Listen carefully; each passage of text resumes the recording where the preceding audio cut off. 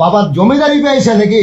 আমাদের ট্যাক্সের পয়সায় আপনাদের বেতন হয়, কেউ দয়া করছে না স্যার। ওপিডিতে ডাক্তারবাবুরা বসার টাইমটা শোনো ভাই, ভিডিওটা দেখো। আপনি কি একবারও দেখেছেন যে 9টায় সব ডাক্তার বসে কিনা? আমি আপনাকে এখনই আমার মোবাইলে ছবি আছে, 10টা 23-এ তুলেছি।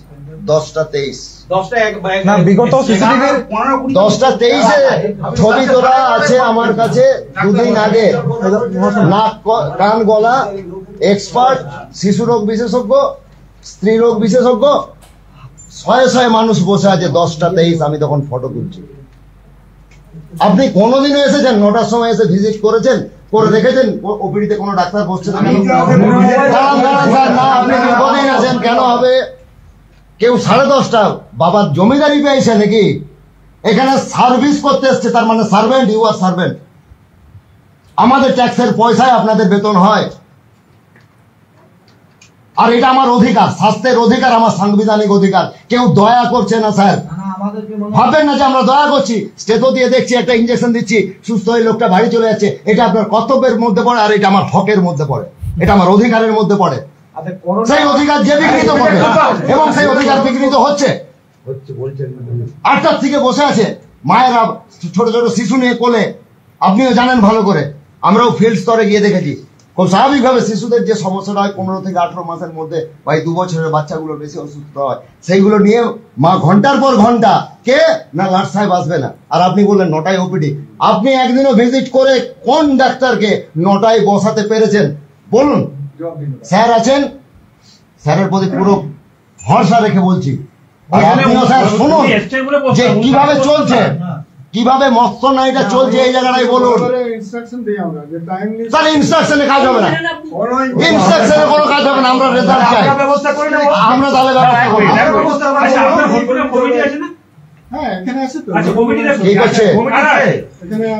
সত্যি এই লোকটা যে কথাগুলো বললো, কথাগুলো লোকটার কথা শুনে মনে হলো যে লোকটা সত্যি শিক্ষিত ব্যক্তি। শিক্ষিত ব্যক্তি হলেও সব শিক্ষিত ব্যক্তি কিন্তু এরকম শিক্ষিত কথা বলতে পারে না। সব শিক্ষিত ব্যক্তি কিন্তু ঠিক জায়গা, ঠিক বুদ্ধি করে কথা বলতে পারে না। আজকে এই লোকটাকে দেখে মনে হচ্ছে যে শিক্ষিত ব্যক্তি হয়ে ঠিক জায়গায় ঠিক কথা বলেছে। দেখবে আমাদের সমাজে এরকম অনেক শিক্ষিত ব্যক্তি হয়েছে, শালা শিক্ষিত কথা বলে একদম মূর্খ জানোয়ার লম্পটের থেকেও খারাপ। কিন্তু আজকে এই লোকের কথা শুনে মনে হলো যে উনি একজন নেতা হওয়ার যোগ্য শিক্ষিত ব্যক্তি, ঠিকঠাক জায়গায় ডক্টরদের ঠিকঠাক জবাব দিয়েছে।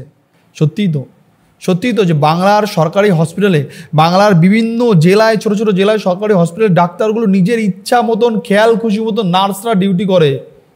ইচ্ছা মতন আসে, ইচ্ছা মতন যায়, যখন ইচ্ছা আসে তখন ইচ্ছা যায়, যেন মামা বাড়ি। আমি বুঝি না, আমি এদের চাকরিতে রেখেছে কেন, এদের টাকাটা স্যালারি দেয় কেন? কেউ খোঁজ নেওয়ার নেই, কেউ ভিডিও করে ভাইরাল করার নেই, কেউ ভিডিও করেও না ভয়তে। সবাই জানে যে ভাই আমি এখানে ভিডিও করবো, ভাইরাল হয়ে যাবে, তারপর আমাকে আবার ট্রিটমেন্ট করবে না, তার থেকে ভিডিও করা দরকার নেই।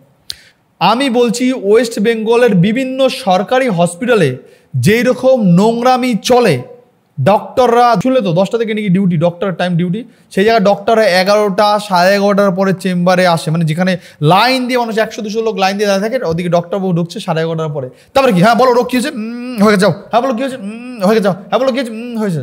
তোমাদের ডক্টরি করা কল্যাণী এইমস থেকে শেখা দরকার। এইমসের ডক্টর গেলে না নিশ্চিন্তে শান্তি মতো তারা শোনে যে হ্যাঁ কী হয়েছে মা, এই প্রবলেম, আচ্ছা ঠিক আছে বলুন, ভালো করে শুনবে, ভালো করে বুঝবে, তারপরে না আপনাকে ওষুধটা তারা সাজেস্ট করবে বা দেবে।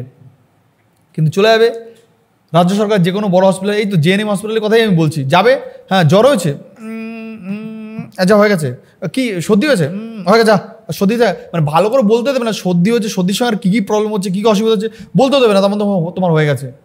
আজকে রোগীদের সঙ্গে কিছু কিছু স্টাফরা যেরকম নোংরা ব্যবহার করে, হসপিটালের নার্স, ওরে বাপরে বাপ, হসপিটালের আয়া নার্সরা, ওরা ওইখানে ভগবান মনে করে, ওদের বাড়িতে আমরা গেছি, ওদের বাড়ি ওইটা। হসপিটালের নার্স আয়া যারা থাকে তাদের মনে হয় বাড়ি ওইটা। তাদের ব্যবহার এতটাই জঘন্য থাকে, তখন সবার সঙ্গে করে বলে আমি বলবো না, কিন্তু আমি নিজের চোখে দেখেছি কিছু কিছু আয়ারা, কিছু কিছু নার্সরা মানুষের সঙ্গে এতটাই জঘন্য, নোংরা, ঘৃণ্য ব্যবহার করে, সে ব্যবহার আমি তোমাদেরকে বলে বোঝাতে পারছি। আমি জানি যে তোমরা যারা যারা আমার ভিডিওগুলো দেখছো, আই থিঙ্ক তোমরাও সেই ব্যবহার সামনাসামনি হয়েছো, তোমরা নয়তো তোমরা দেখেছো যে কেউ তোমাদের সামনে সেই রকম প্রতারিত হয়েছে বা সেই রকম ব্যবহারের মুখে পড়েছে। যারা নার্স, যারা সিস্টার, যারা আয়াদের যদি একবেলা টাকা না দাও, দুবেলা তাদের মুখের দিকে তাকাবে, মানে তোমার মুখ পাশে এক ঘুষি মার মুখটা বেঁকে যাবে দিক দিয়ে। টাকা না দিলে তোমাকে রুগী না তাহলে রুগী বানিয়ে দেবে উল্টা। মনে হচ্ছে যেন আমরা ওখানে ডক্টর দেখাতে যাইনি, আমরা নিজের অধিকারের জন্য যাইনি, নিজের হকের জন্য যাইনি, মনে হচ্ছে আমরা নিরুপায় হয়ে আমরা ভিক্ষা চাই দেখেছি। হে ডক্টর তোমরাই তো ভগবান, একটু হে নার্স, হে সিস্টার, তোমরা আমার জীবনটা ভিক্ষা দাও, একটু জীবনটা ভিক্ষা দাও। যদি তোমরা একটু জীবন ভিক্ষা দাও, আমি যদি কোনো রকম করে একটু বেঁচে যেতে পারি বা বাঁচতে পারি বা বাঁচি।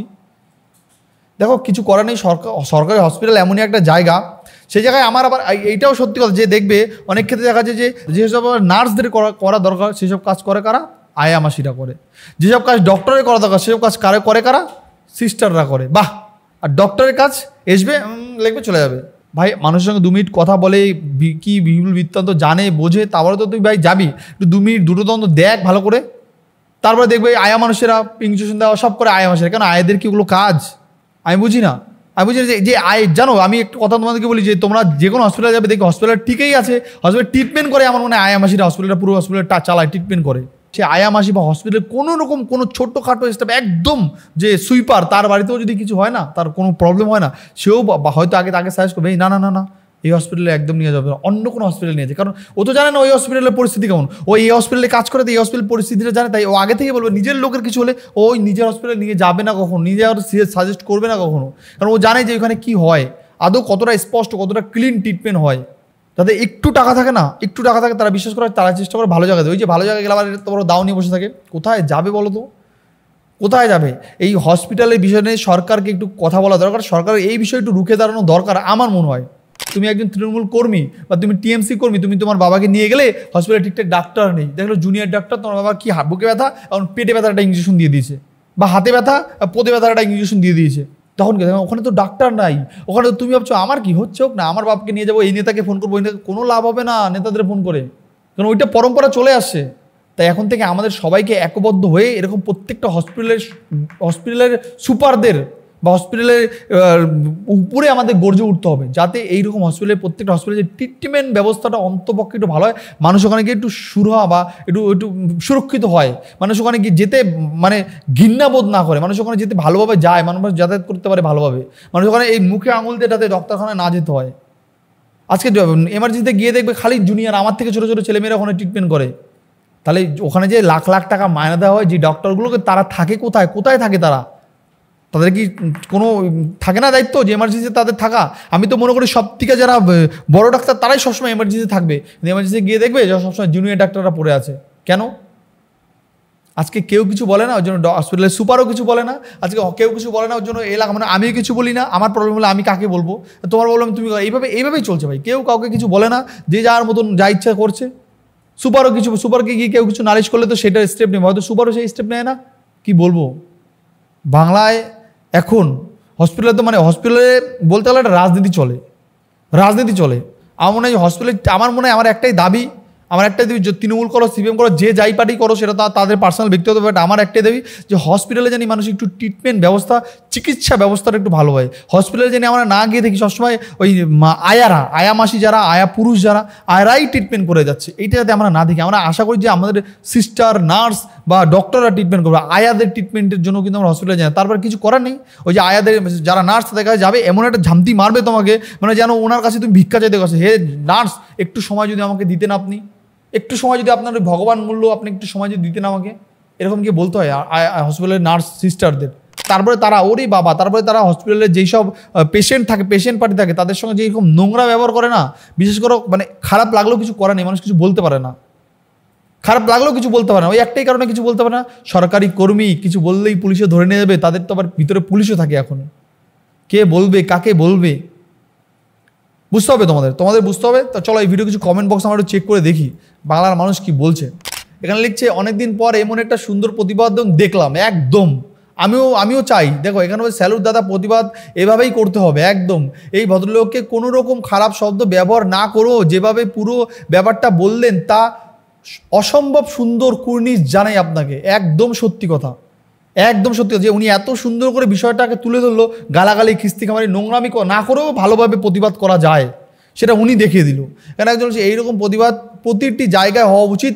যিনি প্রতিবাদ করছেন তাকে আমার স্যালুট জানে, তাতে আমরা স্যালুট জানি। এখানে বলছে ঠিক এভাবে আন্দোলন করা দরকার। নানা পাটেকার স্টাইলে প্রতিবাদ দেখলাম, খুব ভালো লাগলো।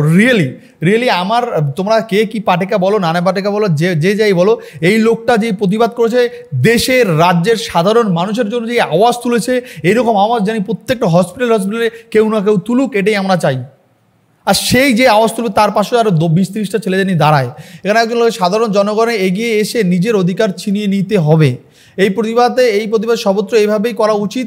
জিও কাকা অনেক দিন পর প্রতিবাদ দেখে ভালো লাগলো, সত্যি কথা আমারও তাই, আমাদেরও তাই। যে এই প্রতিবাদটা দেখে আমারও ভালো লাগলো, তাই আমি তোমাদের সঙ্গে শেয়ার করার চেষ্টা করলাম ব্যাপারটা। পুরো পশ্চিমবাংলার চিত্র, সরকারি হসপিটালে কেউ পরিষেবা করে শুধুমাত্র লাইসেন্সের জন্য যায়। একদম ঠিক কথা বলছে, শুধুমাত্র লাইসেন্সের জন্য হসপিটাল ডক্টরি করতে যাবে। এখান থেকে আমি অনেক কিছু শিখতে পারছি, বুঝতে পারছি ভাই। এরপরে একটা ধামাকাদার ভিডিও দেবো।